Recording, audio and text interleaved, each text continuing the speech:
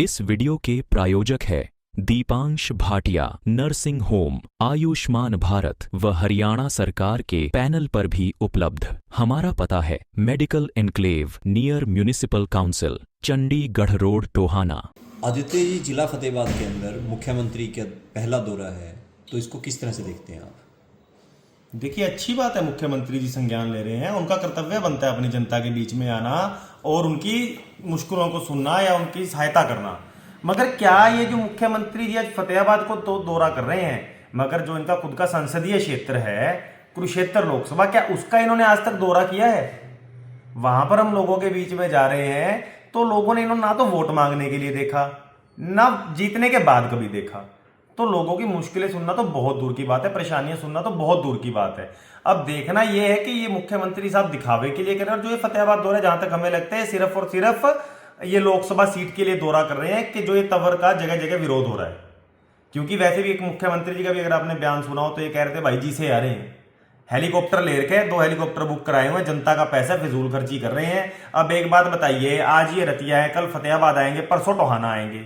ये तीनों एरिया साथ साथ में लगते एरिया हैं, और 3 दिन के लिए अपने घर से हेलीकॉप्टर में निकलेंगे, 2 हेलीकॉप्टर लेकर, काफिला लेकर निकलेंगे, और जो नीचे गाड़ियों का काफिला आएगा वो अलग से आएगा। तो ये जनता के पैसे की बर्बादी है कि आप एक दिन में एक सेंट्रल पॉइंट लगा के क्यों नहीं बना सकते? आज तक तो किसी मुख्यमंत्री ने इतने दौरे किए नहीं जो ये कर रहे हैं। मुख्यमंत्री बनते सारी ये सबसे बड़ी परेशानी इनकी है कि लोकसभा सीट जीतनी कैसे है। आज इनके पास ना उम्मीदवार है ना संख्या बल है, लोग इनसे खफा हो चुके हैं। तो ये अपनी साख बचाने के लिए, इज्जत बचाने के लिए, और एक कह रहे थे ना भी नजारे ले रहे हैं, भी जो कार्यकाल है उसमें नजारे तो ले लो। हेलीकॉप्टर में घूम रहे हैं, ऐश कर रहे हैं, 55-60 गाड़ियों का काफिला लेके चलते हैं, लोगों को सुरक्षा नहीं मिल रही है, लोगों पे अत्याचार हो रहे हैं। अभी कुरुक्षेत्र में एक ब्राह्मण की हत्या कर दी गई थी, जैन मंदिर के पुजारी थे, उनकी हत्या हुई। व्यापारियों पर गोलियां चल रही है, धनाधन फिरौती मांगी जा रही है, कत्लेआम हो रहा है, गैंगरेप हो रहा है। इसके लिए तो पुलिस पर्याप्त है नहीं। सरकार जवाब दे देती है कि हमारे पास संख्या बल की कमी है, हम सुरक्षा मुहैया नहीं करा सकते। मगर जब अपने काफिले की बात आती है तो 60 गाड़ियों का काफिला लेके निकल रहे हैं, तो इसका जवाब इन्हें देना होगा। अशोक तंवर का जगह जगह, जैसे आपने विरोध की बात की, ये कहा जा रहा है कि इस मामले में राजनीति हो रही है, किसानों को उकसाया जा रहा है। तो कहीं ना कहीं ऐसा है कि आम आदमी पार्टी इसमें शामिल हो। आम आदमी पार्टी शामिल नहीं है, ये उनके वो क्या कहते हैं, उनके लक्षण ही ऐसे हैं, उन्होंने कार्य ही ऐसे किए हैं कुछ। यार, एक आदमी का स्टैंड होता है, 3 महीने पहले तक, वो महीना पहले तक ये कह रहे थे यार बीजेपी लूट के खागी देश को। आज वही बीजेपी का पटका गले में डालकर ये उसके लिए वोट मांग रहे हैं। अब इनको कौन सा पता नहीं है, इनका विरोध तो पर्सनली भी पहले भी रहा है हमारे एरिया में, लोग इनको नापसंद करते हैं। क्योंकि जब ये पहले कांग्रेस से सांसद है तब इनमें एक इनकी वो कहते, जो लोग कहते हैं, लोगों की कहावत है कि इनकी नाड़ में सरिया है, गर्दन इनकी टेढ़ी नहीं होती। तो अब लोगों को यह है कि इनकी गर्दन टेढ़ी करवानी है। तो ये जो विरोध हो रहा है ये इसलिए हो रहा है क्योंकि इन्होंने कभी भी जनता के लिए काम नहीं किया, सिर्फ कुर्सी के लालची लोग हैं, और कुर्सी के लालची लोगों की पहचान अब जनता बखूबी करने लग गई है।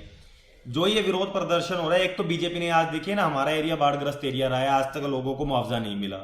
उसके बाद जब लोगों की मुआवजे की मांग आती है तो ये बीजेपी के विधायक कहते हैं बाढ़ तो आई नहीं है, गलत शरत तनाप शनाप बयान देते हैं, फिर माफिया मांगते हैं सरेआम चैनलों पर आकर। तो ये इस वजह पर ये बीजेपी का भी विरोध है, और बीजेपी के विरोध के साथ साथ मैं कहना चाहूंगा कि अशोक तंवर का भी विरोध है। तभी ये हमारे मुख्यमंत्री जी को इतनी नौबत पड़ी है कि फतेहाबाद जिले में कई दौरे करने पड़ रहे हैं। तो मुख्यमंत्री अब टोहाना क्षेत्र में भी आएंगे, तब आप आदमी पार्टी का क्या पक्ष रहेगा? हम विरोध करेंगे इस चीज का, मुख्यमंत्री जी का भी विरोध करेंगे, इनके लोकसभा प्रत्याशी का भी विरोध करेंगे। हम वहां पर इनसे सवाल भी पूछेंगे कि आप बताइए आपने 10 साल का कार्यकाल क्या रहा, और मुख्यमंत्री जी कहेंगे कि हमारा तो अभी, मेरा तो कार्यकाल अभी शुरू है, सरकार तो इन्हीं की थी ना। तो किस तरह से विरोध जताएंगे, क्या तरीके? विरोध जताने के बहुत से तरीके हैं, शांतिपूर्वक तरीके से करेंगे ये पक्का है, मगर विरोध जताएंगे, काले झंडे लेकर जाएंगे, पट्टियां लेकर जाएंगे, और इनको किसानों के साथ मिलकर विरोध नहीं, किसानों का विरोध किसानों का, देखिए हम किसानों के पक्ष में है, मगर जो जनता के लिए हम विरोध करना चाहते हैं, जो जनता की मुसीबतों को उनके सामने लाना चाहते हैं कि आज तक आपने जनता के लिए किया क्या है। मैं अपने क्षेत्र की आवाज उठाने के लिए जाऊंगा, जाखल क्षेत्र की, के चाहे 10 साल का इनका कार्यकाल रहा, चाहे मुख्यमंत्री जी का 2 महीने का कार्यकाल हुआ, चाहे 1 महीने का हुआ हो, पर सरकार तो इन्हीं की थी ना, इनकी सरकार ने किया गया। आज तक सड़कें बदहाल है, हमने पिछले आपके इंटरव्यू में भी हमने सारे जाखल की तस्वीर दिखाई है, जगह जगह कूड़े के ढेर, सड़कें टूटी हुई, बच्चों की पढ़ाई के लिए सरकारी स्कूल में बेंच नहीं है, अस्पताल में डॉक्टर नहीं है, तो ये जो पुलिस स्टेशन में कर्मचारी नहीं है तो क्या करना है ऐसी चीजों का, इनको ताले लगा दो।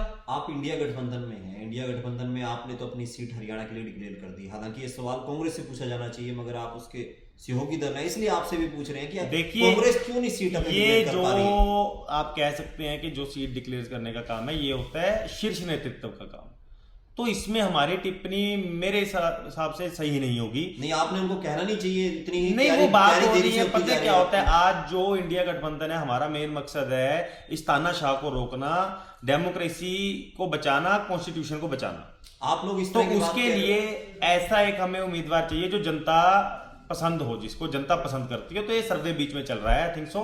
तो सर्वे के आधार पर जो लोगों की पसंद होगा, जिसको लोग चाहेंगे तो उसको लेकर। आपको नहीं लगता कि आपका जो जन समर्थन है, ये जो संकट है, उस पर ज्यादा बढ़ता जा रहा है? आम आदमी पार्टी के लोग जेल में जा रहे हैं, उस तरफ से कांग्रेस के लोग कांग्रेस को छोड़ के जो है बीजेपी में शामिल होते जा रहे हैं। खिलाड़ी विजेंद्र सिंह भी गए और उसके अलावा जो वल्लभ पंत हैं वो भी चले गए। सर जो ये आप खिलाड़ी की बात कर रहे हैं विजेंद्र सिंह की, ये हमारी भी समझ में नहीं है। मेरी पर्सनल राय बता रहा हूँ, कोई पार्टी का ओपिनियन नहीं है। क्योंकि जब ये विरोध कर रहे थे बीजेपी का, तब मैं भी राजनीति में नहीं आया था। राजनीति में थे मतलब एक्टिव तरीके से नहीं आए थे, खुलकर नहीं आए थे। तो इनका कहना था ये बेटियों के लिए, बॉक्सर बेटियों के लिए न्याय मांग रहे थे, रेसलर बेटियों के लिए। इन्होंने जाकर धरना प्रदर्शन किया। आज ये उसी बीजेपी का हाथ थामे बैठे जिसका विरोध कर रहे थे कि उन्हीं को सांसद बना दिया, उन्हीं को टिकट दे दी, बलात्कारियों को सजा होनी चाहिए। तो इनमें और उनमें फर्क क्या रह गया, मुझे ये समझ में नहीं आ रहा कि जिन बेटियों के लिए न्याय मांगने गए थे, आज उन्हीं का साथ छोड़कर ये उसी पार्टी का हाथ थाम रहे हैं जिनके वो विधायक थे या सांसद थे। तो इनमें और उनमें फर्क क्या है? तो इन्होंने भी देश और उन बेटियों के साथ उतनी ही गद्दारी की है जितनी बीजेपी सरकार ने की है। आपके चेहरे छोड़ते जा रहे हैं, आपके गठबंधन के चेहरे जा रहे हैं, तो आपको नहीं लगता सर चुनाव लोग में इसका आएंगे नुकसान होगा? जाएंगे, पार्टियां बनेंगी बिगड़ेंगी, हमारा मकसद है देश रहना चाहिए, लोकतंत्र रहना चाहिए। आज तक किसी के आने या जाने से ना कोई काम रुका है ना रुकेगा। हमारा समर्थन लोगों के साथ है। हमारी जनता के दिल में हमारे लिए जगह होनी चाहिए, प्यार होना चाहिए। बाकी नेता आए जाए उससे कोई फर्क नहीं पड़ता, जनता साथ होनी चाहिए, हमें जनता का साथ चाहिए और कुछ नहीं।